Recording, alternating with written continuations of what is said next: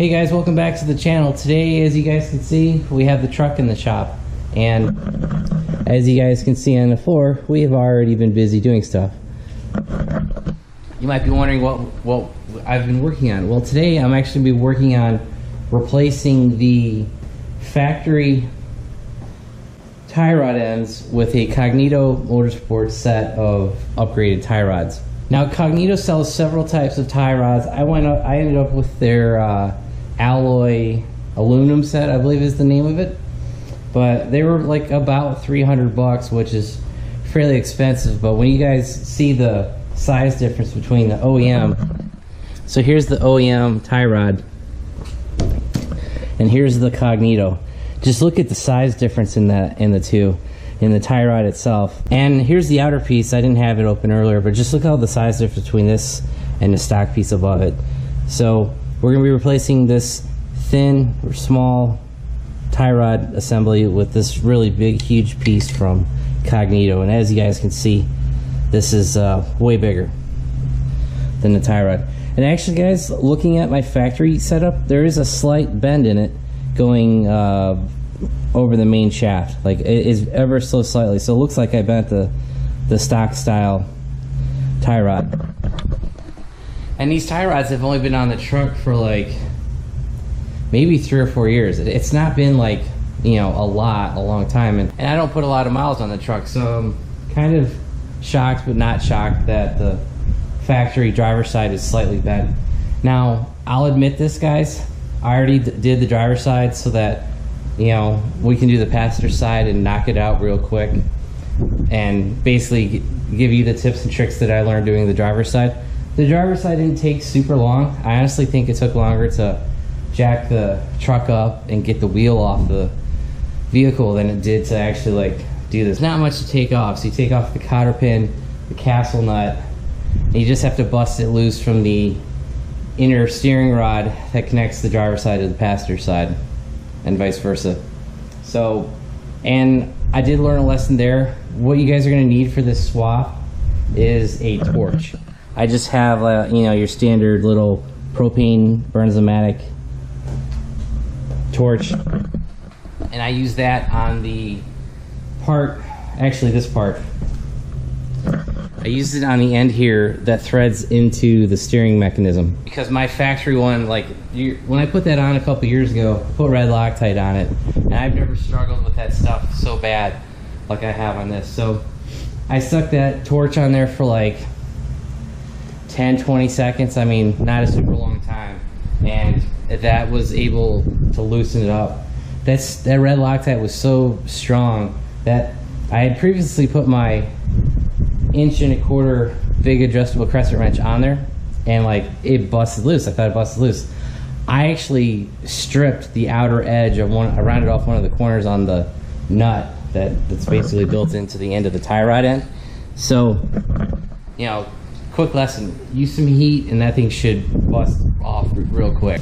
Since we're working on the passenger side now, as you can see, I got the wheel off. The truck is fully supported by a jack stand, and I have my floor jack under there. It's not under any pressure, it's just there to help support it. So like I said, we just got to get this cotter pin out and the castle nut off, and then get the inner part off as well.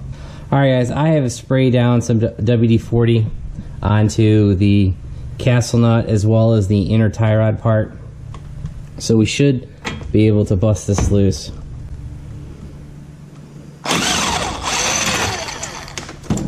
And there you go. That came right off.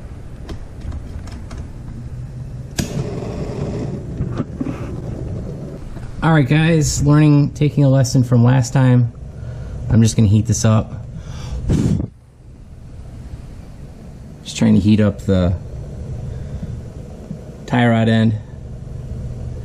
Get that Loctite undone.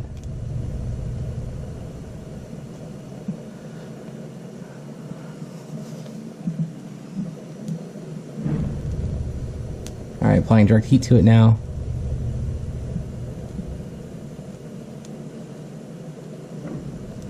Alright, that should be it. Alright guys, so now that we've applied heat, and yeah, you might get a little bit of flame from the WD-40 or the grease that's inside the boot, but we're all taking this off anyway, so don't really need to be worried about it.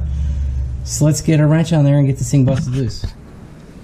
Alright guys, now that we've gotten the key down there, I hope this one comes off a lot easier than the driver's side did. Because that, I'm not gonna lie, that sucked.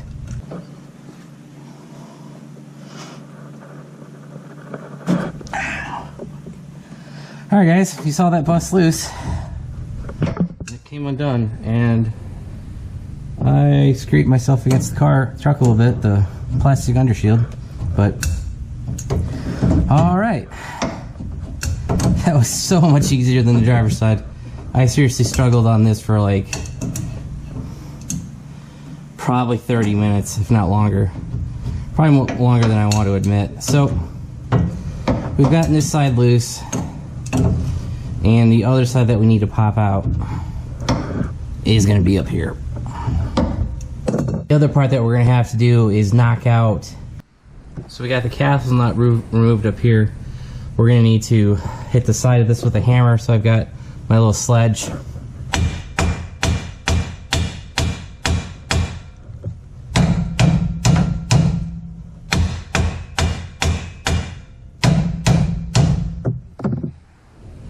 You guys get the idea. Basically, we're going to hammer this until it comes out. Alright guys, the inner tie rod is loose. We're just going to spin this out until it comes all the way out. And I just had to hit this end with one real good whack from my little mini sledgehammer, and it popped right out. So it was just, I think because I had loosened the inner side first and twisted it a few times, I think that actually might have put some pressure on this joint right here with where the tie rod went through. That may have prevented it from, you know, popping, because I seriously gave the driver's side one hit and it came right out. So that's my theory on why that wasn't coming out super easily. So there you go. Stock passenger side unit is out, and we will assemble the Cognito unit and put it in. Alright guys, as you can see, I have my tape measure out. Basically what I'm doing is to try to get this as close as possible, you know, so that I could still get to the alignment shop with no issue. Now, I measured the passenger side OEM part at 16 5/8, so I set my tie rod, the Cognito Motorsports, to 16 5/8. That way it's the same length. The driver's side happened to be 16.5 and 16.5. This side is 16 5/8. So, you know, they're within an eighth of an inch of each other on the length of the tie rods. Probably just, you know, the chassis and adjustments and all that stuff. So now that we've gotten this stuff measured out, we can get some red Loctite put on here and get the unit installed in the truck. Alright guys, here's another little tip before we get this whole assembly installed. Grease the outer tie rod end before you put this assembly in the truck, because with my particular grease gun, I've got this metal with a metal like tube on the end of it. I cannot fit the grease gun under the truck with the, you know, with it at its current height with the jack stand. So I'm gonna have to raise the driver's side up just to grease the tie rod end. So grease that before you put it in, and that way, you know, you're doing one less thing that you got to do at the end. And now we're going to put the red Loctite here. We already cleaned out the threads. It's in the hole. Put your red Loctite on here and put the whole assembly in the truck. Alright guys, as you can see, I have the tie rod in. I got the nut put on. I fully put the inner boot on. I put the inner assembly that ties into the steering arm. I put that in, and the next step will be to torque this tie rod end to 80 foot-pounds.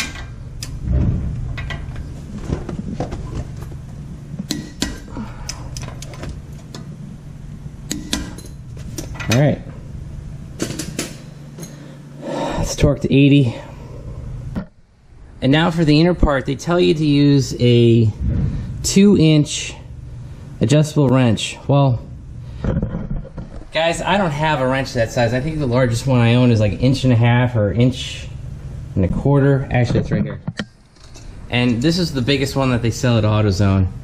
Yeah, this one is roughly 1 1/4 inches, maybe 1.5 inches. So this is the biggest one that they sell at AutoZone, and I do not have that kind of tool. So I looked around my toolbox and I started Googling, like I looked at Lowe's, Home Depot, etc. Like no one really sells like a 2-inch wrench. I would probably need to go to a Farm and Fleet type store, but we don't have those out here. I'm in North Carolina. You know, when I lived in the Midwest, yeah, we had Blaine's Farm and Fleet, you know, various other competitors to that type of business. So maybe Tractor Supply would have it. Yeah, actually they might have it, but what I ended up using was just a pair of channel locks. I know it's probably isn't the most recommended tool to use, but what I did was I set this to about 2 inches, and I grabbed it on each side of the nut and just twisted it. Like, you only need a quarter turn. Like, they're not, when that thing goes in, it pretty much bottoms out, and for it to get like super tight, it would not be worth the expense of buying another wrench at like $40 or $50 versus just using the pair of channel locks, which I already own. So this is what I am using. Maybe not what Cognito or anyone else would recommend, but just, it's what I have. It's what I use. It got the job done. It may have scuffed up the outer edge of that nut assembly on the back, but I don't really plan on ever removing these. So, you know, maybe next time I'll go buy the correct wrench, and it just, you know, the job's done. I got the driver's side done. I got the passenger side done. The only thing I really need to do now is the nut and lock that down, and we should be good to drive it. I mean, I wouldn't take it on a road trip or anything, but get it good enough to where I can go to the alignment shop on Monday and get this thing fully aligned. And I apologize for how profusely I'm sweating. It's like 95 today. I got both bays open. I've got the fan on, and it's super hot as hell in here. So it just, you know, that's what happens when you wait until summer to do mods. But I wasn't planning on doing this. I would have done it months ago in the spring, but you guys know how it goes. Like, the Corvette took way longer than I was anticipating, and then this kind of popped up as, oh yeah, steering could use some improvement, and so I ended up buying all these parts and it ended up being a summer install. So let's finish up tightening that and we'll be done with this swap. Alright guys, the jam nut has fully been tightened down and we should be good to go. The last thing that Cognito wants you to do is actually, at full droop, turn the truck on, turn the steering wheel, lock the lock, and make sure that the tie rod does not hit the sway bar. If it hits a sway bar, you need to order their longer sway bar end links. I don't think this is going to hit. It's pretty clear, but we'll see. So let's get the truck fired up and we'll demonstrate.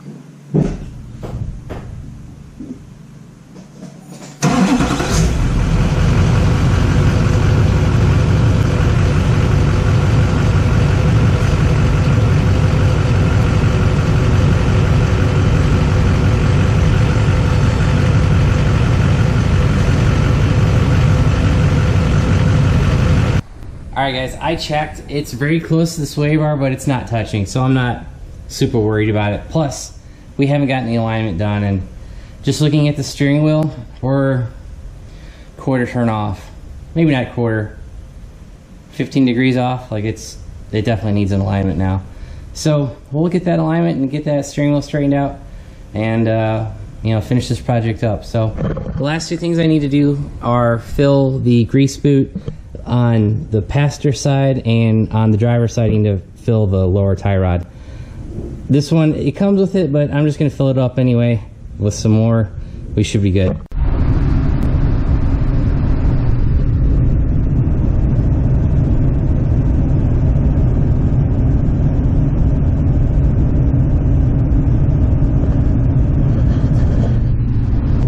Alright guys, we're on the highway doing a test drive in the truck.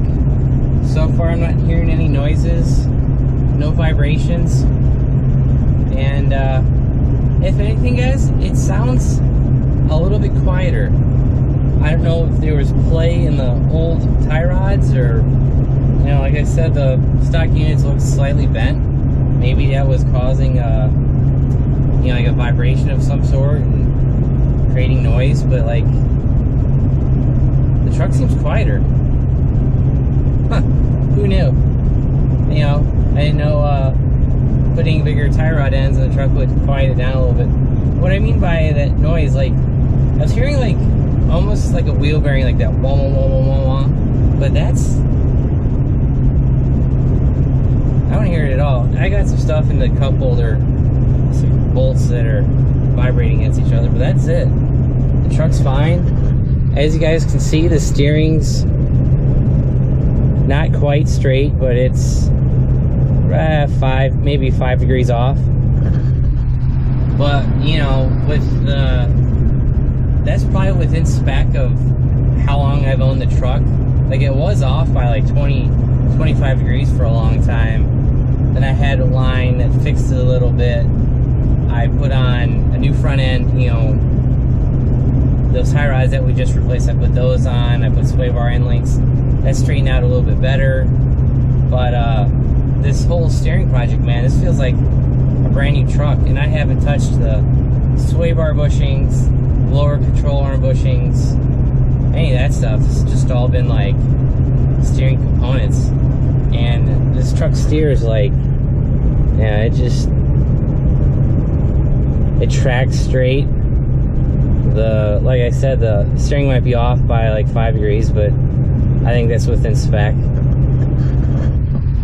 And so this truck's been handling really well. Like I said in the other video, if I had bought this truck brand new, I would hope that this is what it felt like, is that numbness and sloppiness is 100% gone. And like I was saying, I can't narrow it down to one particular product, whether it was the Bilstein damper, the Cognito braces, that new steering bracket and the assembly on the passenger side, or it was these new tie rods. I would say the tie rods had less steering impact than that steering brace and that bracket and the idler arm, you know, that whole assembly. I think that really like fixed the truck better. Like the parts on it now are just gravy. I thought about upgrading to the Bilstein 5100s all the way around, but you know, these 3100s only have 3 years on them and maybe 20,000 miles. I just don't drive this truck all that much. So, I mean, so far I'm really happy with all of these upgrades. I would definitely recommend the tie rods. You know, even my truck's not lifted or anything. I do have the front torsion bars cranked a little bit. Like, I just leveled it out. I don't have it, you know, sitting, squatting or anything like that. I just leveled the front end out a little bit by raising it an inch or so. But, you know, so far, man, this stuff setup's doing real well.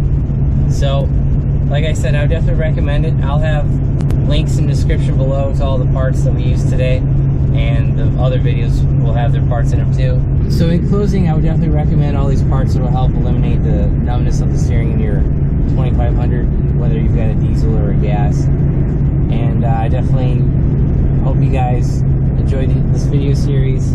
Yeah, that's gonna be it for the steering components on the truck. We got maybe a couple more videos, but nothing too crazy. But if you guys want to help support the channel, I've got links in the description below to my apparel, my keychains and stickers and all that good stuff. You know, when you guys make purchases there, it helps go right back into the cars and the truck by helping purchase parts and film more videos, and it's kind of how this YouTube circle goes. But if you guys like the video, give it a big thumbs up. If you haven't already subscribed, please do. Like I said in earlier videos, you know, make sure you hit that bell button, because the YouTube notifications, they're not sending out pop-ups or anything that your channels that you're subscribed to are posting new videos. So make sure you hit that bell button, and I hope you guys have a great day.